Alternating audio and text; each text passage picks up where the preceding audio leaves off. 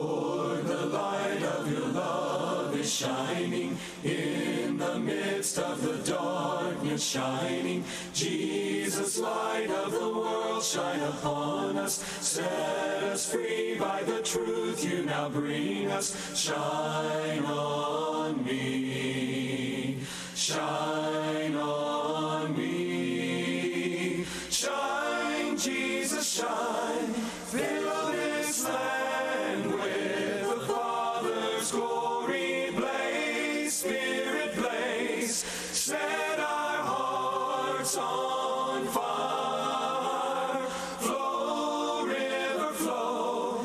Flood the nations with grace and mercy. Send forth your word, Lord, and let there be light.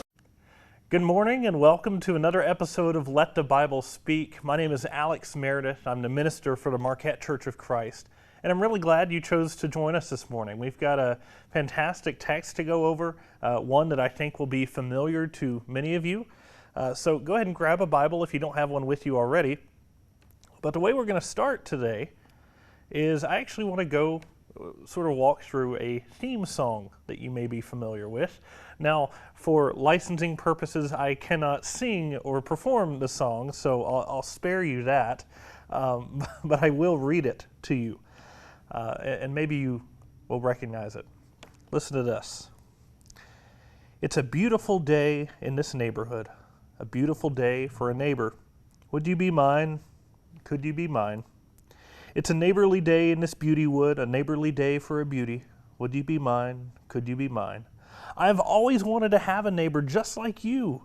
I've always wanted to live in a neighborhood with you. So let's make the most of this beautiful day. Since we're together, we might as well say, would you be mine? Could you be mine? Won't you be my neighbor? Won't you please? Won't you please? Please, won't you be my neighbor? Of course, if you recognize it, you know that that's the theme to Mr. Rogers' Neighborhood, which aired for many years. And I think Fred Rogers, through not only that song, but that whole series, that idea of being a neighbor, I think he really changed the way that we think about that word, the way that we understand what a neighbor is. And I think one of the things he conveyed through that show was that being a neighbor was about so much more than just geography. It's an attitude, right? And it's the way that you interact with all the people you come into contact with all the people around you, whether they live close to you or not, right? And, you know, we look at the world today, which you could probably say is maybe the most divided and hate-filled and hostile environment that has been present here in years and decades and centuries, who knows? But it's a very hostile environment. And we are constantly given these messages of, you know, it's us versus them. They're out to get us.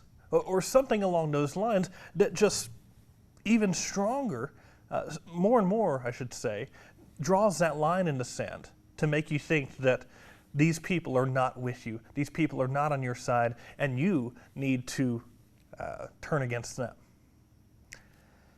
And I think in a world where we disagree over things like politics and masks, I can't even say that right, masks, vaccines, issues of faith even, I think we're at risk of forgetting who our neighbors are.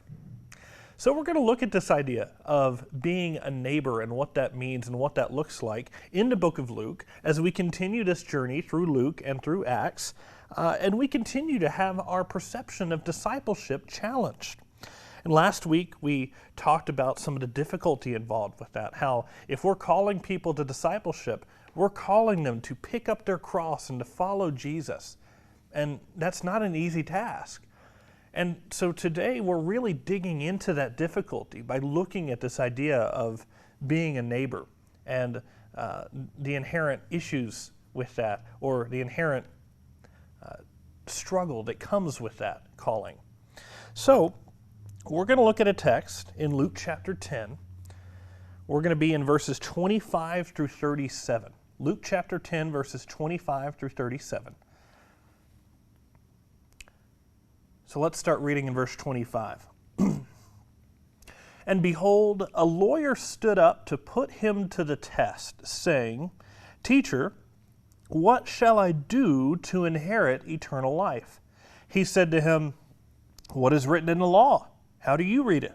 And he answered, You shall love the Lord your God with all your heart and with all your soul and with all your strength and with all your mind, and your neighbor as yourself. And he said to him, You have answered correctly. Do this, and you will live. But he, desiring to justify himself, said to Jesus, And who is my neighbor? Jesus replied, A man was going down from Jerusalem to Jericho, and he fell among robbers, who stripped him and beat him and departed, leaving him half dead. Now, by chance, a priest was going down that road, and when he saw him, he passed by on the other side. So likewise, a Levite, when he came to the place and saw him, passed by on the other side. But a Samaritan, as he journeyed, came to where he was, and when he saw him, he had compassion. He went to him and bound up his wounds, pouring on oil and wine. Then he set him on his own animal and brought him to an inn and took care of him. And the next day he took out 2 denarii and gave them to the innkeeper, saying, Take care of him, and whatever more you spend, I will repay you when I come back. Which of these 3 do you think proved to be a neighbor to the man who fell among the robbers? He said, The one who showed him mercy. And Jesus said to him, You go and do likewise. It's a really powerful text. And a lot of people look at this text, and a lot of teachers look at this text, and it's conveyed oftentimes as sort of a humanitarian lesson, right? This lesson of, well, don't ignore somebody who needs help, you need to help them. I don't think that's the primary purpose of the parable here. The primary purpose of the parable, this parable of the Good Samaritan, as it's often called, the primary purpose of that parable is to answer that critical question that's asked at the beginning by the lawyer. He's answering the question, who is my neighbor? Right? Who is my neighbor? That's the question that's being answered here, the one that was posed in verse 29. Now, remember how this whole thing starts. It starts by the lawyer. It says that he was going to put Jesus to the test. And so he asked him this question about eternal life. What must I do to inherit eternal life? Now, this is a strange question. The reason it's a strange question is because, as any rabbi experienced in the day, any teacher, especially a traveling teacher, going to all these different places, there were questions that were asked of this teacher all the time. And typically, these questions had rote answers to them. Maybe the answer was, love God and love others, quoting from Deuteronomy 6 and quoting the golden and the silver rule, love God, love others. So maybe there was somewhat of a rote answer, and assuming there was, the lawyer almost certainly would have known about this. And I think what the lawyer's trying to do here is he knows what Jesus' answer is going to be, and he's trying to play off of that answer to try to make a fool of Jesus or something along those lines. But instead of answering, because Jesus knows what the lawyer's trying to do, instead of answering, Jesus turns the question back on him. Well, what do you think? Of course, the lawyer replies, love God and love others. You're correct. Do this and you will live. Maybe the lawyer is a bit embarrassed by this interaction.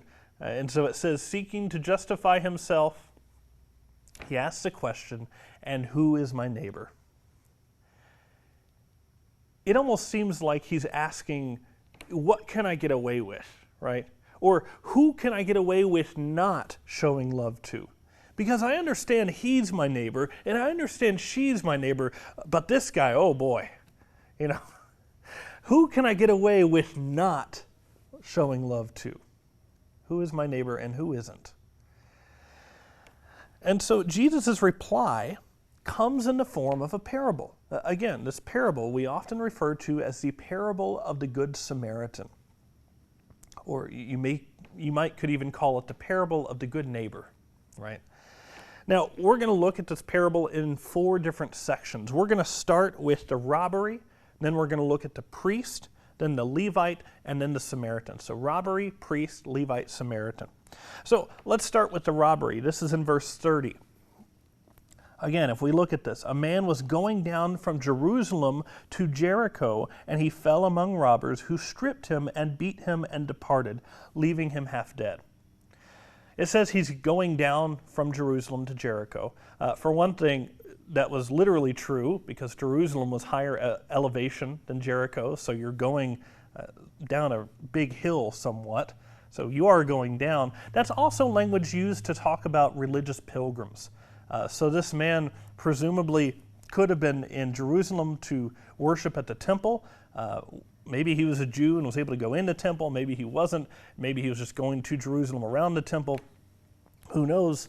But that would, I think, make the interaction with the priest and the Levite that much more interesting later. But he's going from Jerusalem to Jericho. And this road between these 2 cities, it was really well known that this was an extremely dangerous road. In fact, in the 1st century BC, there is a Roman general by the name of Pompey who writes about the dangers of this road, how there were garrisons that were sent out to wipe out the bandits there. But then after they wiped them out, about a week later, they would fill back up. So Pompey in the 1st century BC knew this was really dangerous. And so in Jesus' time, this would have been no different. This is a very dangerous road, and thus the man was attacked. We're told that he was beaten half to death, so not in good shape. And then we're also told, and this is a fact that's really easy to overlook here, we're also told that he was stripped of his clothing, which may not immediately seem all that significant, but if you remember something about Jewish males, namely that they are circumcised and everyone else is not, suffice it to say that anybody passing by this beaten man who now has no clothing on, they would have been able to tell if this man were a Jew or not, right?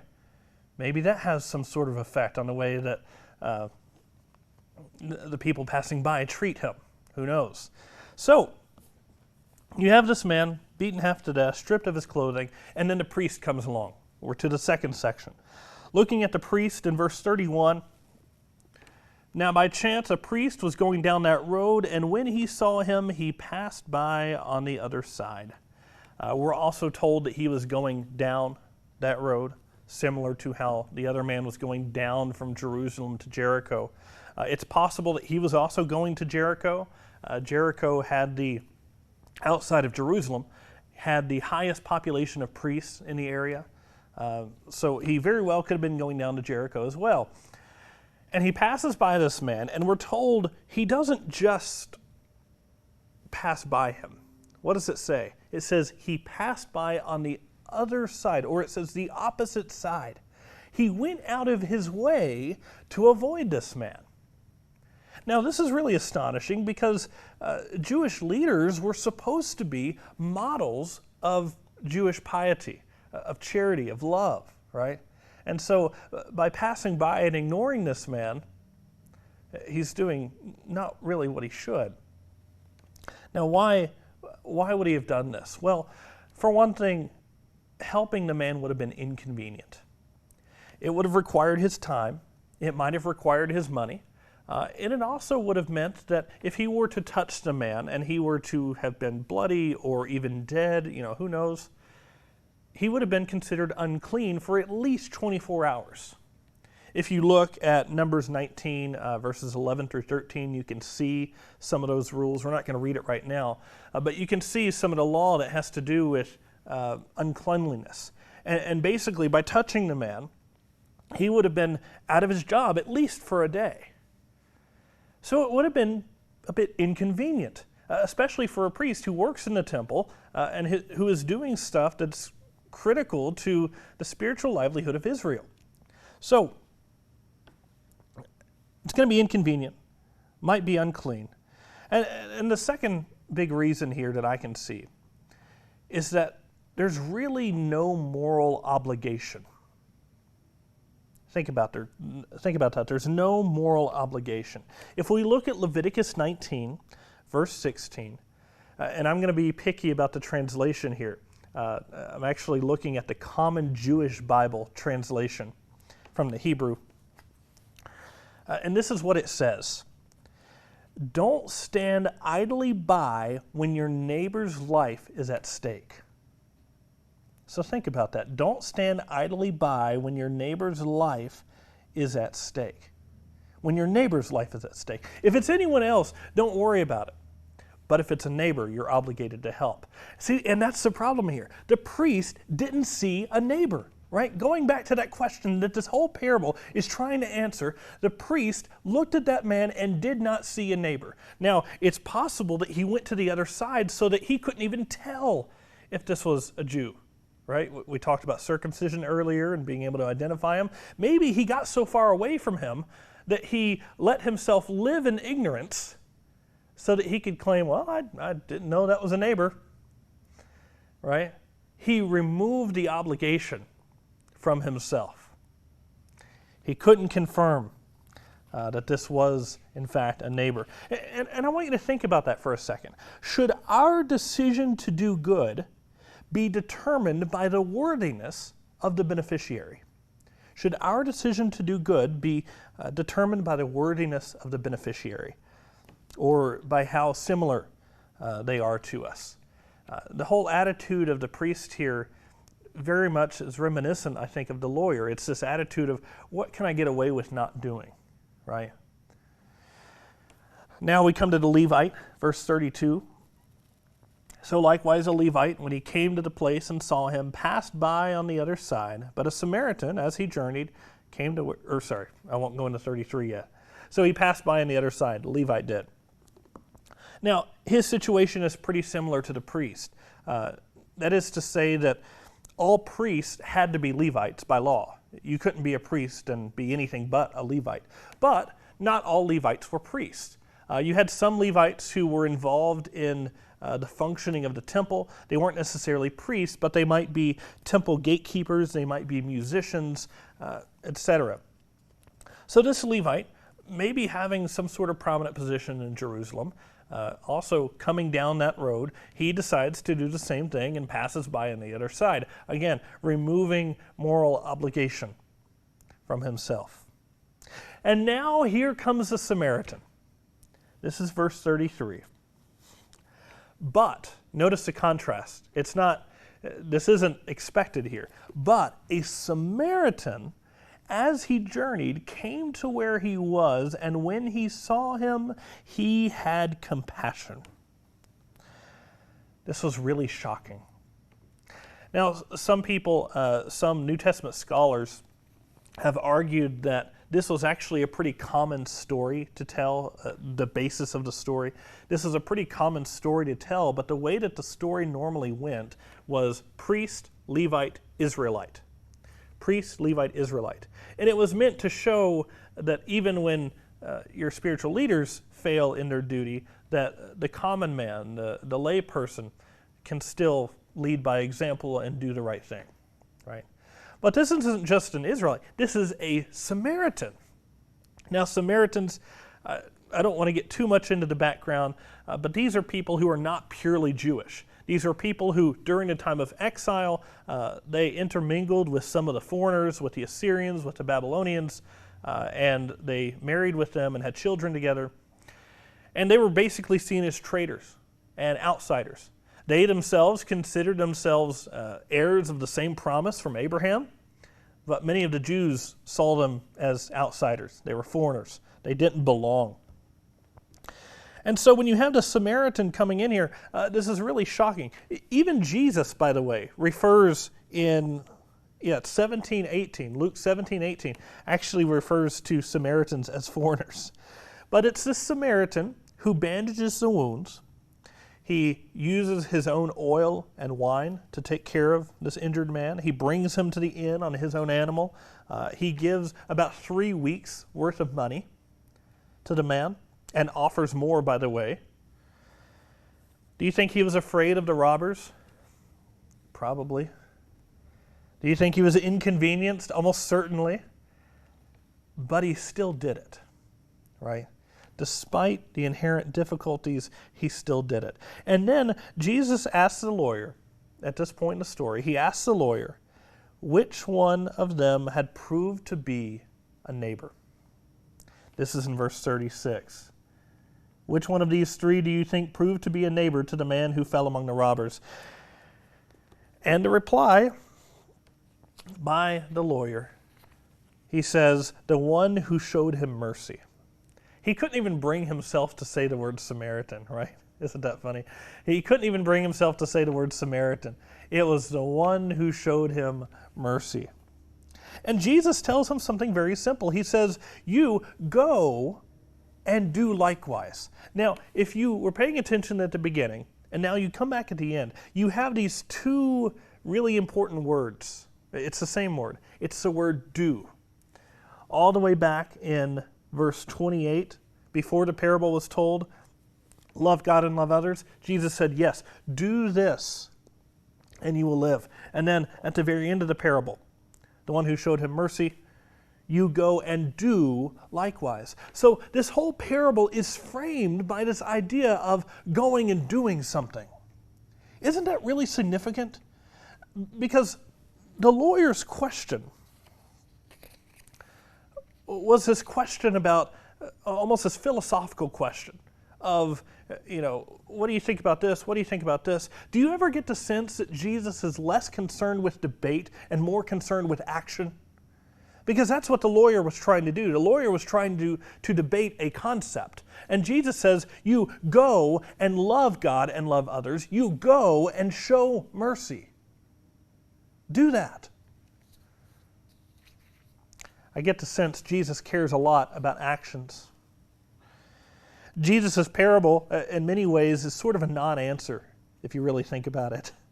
By the end of this parable, there are never really any clearly defined parameters of what constitutes a neighbor. Maybe you could say it's the one who does the will of God, but then there's no way you can just look at somebody and say, they're a neighbor and this man's not. They're a neighbor and this woman's not, right? There are no clearly defined parameters. The only definitive statements by Jesus are to love and to show mercy. Now think about this. Jesus shifted the lawyer's attention away from this question about other people and their worthiness to receive our love, and he shifted his attention towards this man's need to act and his need to love and to show mercy, right? In other words, don't worry about who is and isn't your neighbor. Go and be a neighbor. That was what Jesus was telling the lawyer. Our job is not to determine who is and isn't worthy of our love, but simply to love. Love that is not confined by race, that is not confined by ethnicity or wealth or even religion. I would argue that this has always really been the case. I've got two passages here I want to go to real quick. One is in Leviticus chapter 19. Leviticus chapter 19. It's the third book in the Bible. Genesis, Exodus, Leviticus. So in Leviticus 19, starting in verse 33, listen to this. When a stranger sojourns with you in your land, you shall not do him wrong. You shall treat the stranger who sojourns with you as the native among you, and you shall love him as yourself. For you were strangers in the land of Egypt. I am the Lord your God. That sojourner, that stranger, almost certainly would not have shared the same religion, the same thought process, the same ethnicity as all these other people. Yet God tells him, love him anyway. Then we go to Matthew chapter 5. In the Sermon on the Mount, this powerful passage, which some of you may know. Matthew 5, starting in verse 43. You have heard that it was said, you shall love your neighbor and hate your enemy. But I say to you, love your enemies and pray for those who persecute you. So we get this radical message that we can love people with whom we disagree. And love, by the way, does not equal approval. The lawyer was asking the wrong question. He was asking, who is my neighbor? He should have been asking, how can I be a neighbor? Do you see the difference there? It's the difference between what can we get away with versus what can we do. One commentator talking about the lawyer's initial question, this is what he says about it. He says, the question exposes a self-centered concern about ensuring one's own salvation. Jesus' parable focuses on someone who is concerned with saving the life of another. If your love is limited only to those who you think are worthy of it, those who look like you, those who think like you, I would have two things to say to you. One, you're not going to find anyone to love. You're just not. Your scope is too small. The second thing I would say is, I don't know that you know Jesus very well. Because we look at passages like Romans 5:6 or 1 John 4:19, where we see that Jesus died for those who hated him, who were totally against him. And 1 John 4:19, love for God first loved us. Not because we were perfect, not because we were doing something for him. He loved us anyway, despite our rebellion, despite our unfaithfulness. So what does that tell you about our call to love and our call to be a neighbor? We can be a neighbor to anyone around us. All we have to do is love like God loved us. Well, my challenge to you is essentially, will you choose to be a neighbor today? Because I think by being a neighbor, by being kind, by being loving and welcoming people into the neighborhood, I think people will be able to see Christ a little clearer. And to finish here, I'm going to read those verses once again from Luke chapter 10, verses 36 and 37. Luke 10, 36 and 37. Which of these three do you think proved to be a neighbor to the man who fell among the robbers? He said, the one who showed him mercy. And Jesus said to him, you go and do likewise. That's my charge to you this week. Go and do likewise. Well, before we go, I want to tell you about the Bible course that we offer. We mention this every week. This is a series of booklets that we send out to you. We can send out a Bible along with it. All you've got to know is just let us know that you need one. We'll be glad to send it to you. And you send us back that first booklet, and we'll continue sending you feedback and each sequential book as well as you go further along. Our contact information is up on the screen. It's changed recently from the Escanaba to the Marquette congregation. That's P.O. Box 372 in Marquette, 49855, and you can find more information on the website, letthebiblespeak.net. One quick note, Dave is going to be on for the next couple of months, from October and November, and then I'll be back in December. But until then, I really hope you all have a fantastic time, wonderful Thanksgiving holiday, and I know that I'll see you soon after that. So may you have a blessed week, wonderful time, and may God bless you in all that you do. The Father's glory blaze, Spirit blaze, set our hearts on fire. Flow, river, flow, flood the nations with grace and mercy. Send